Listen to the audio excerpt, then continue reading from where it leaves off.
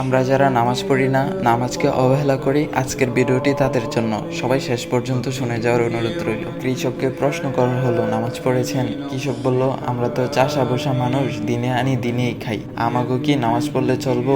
নামাজ পড়লে কাজ করম কখন? চাকরিজীবীকে প্রশ্ন করা হলো, আপনি পড়েছেন নামাজ? চাকরিজীবী বলল, আমরা তো চাকরিজীবী মানুষ, পরের চাকরি করি, সময়ের আগে ডিউটিতে যেতে হয়, নয়তো কপালে থাকে বসের চোখ রাঙ্গানি, আমাদের নামাজের সুযোগ কোথায় বলেন? এক ব্যবসায়িককে প্রশ্ন করা হলো, আপনি নামাজ পড়েছেন? ব্যবসায়িক বলল, আমি তো ব্যবসা করি, মাত্রই দোকানটা খুলেছি, নামাজ তো পড়তেই হবে, এটা তো ভালো কাজ, কিন্তু দোকান রেখে নামাজে গেলে দোকান দেখবে কে বলেন?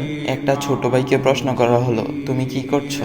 সে বলল, আমি একজন ছাত্র, কলেজে পড়ি। তাকে প্রশ্ন করা হলো, নামাজটা পড়েছো তো? ছাত্র ভাই বলল, কি যে বলেন, পড়াশোনার যেই চাপ, নামাজ পড়ার সময় কই, তাছাড়া কাপড়টাও পাক পবিত্র নাই, কেমনে কি করি বলেন?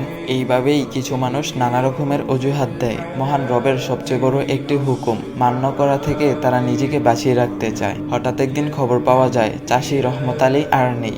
অফিসে যাচ্ছিলেন চাকরিজীবী ভাই আনোয়ার সাহেব, সময় মতো পৌঁছাতে চেয়েছিলেন, সময় তাকে সহায়তা করেনি। হঠাৎ একটি কঠিন অ্যাক্সিডেন্টে পঙ্গু হয়ে হাসপাতালে বেড়ে গেল নতুন একজন পেশেন্টের। পঙ্গু অবস্থায় কাটে আনোয়ার সাহেবের বাকি জীবন। ব্যবসায়ী মহাজন সাহেব দোকান করেই যার কাটতো সারা বেলা। ব্যবসার হিসাব কিতাব মিলাতে গিয়ে হঠাৎ করে একদিন দুপুরবেলা বুকের বাঁ পাশে উঠে গেল প্রচন্ড ব্যথা।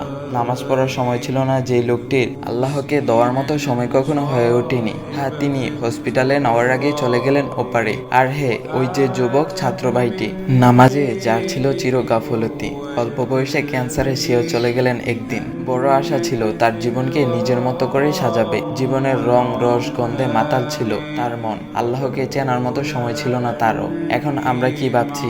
আমরা কি সেই চাষি রহমত আলী?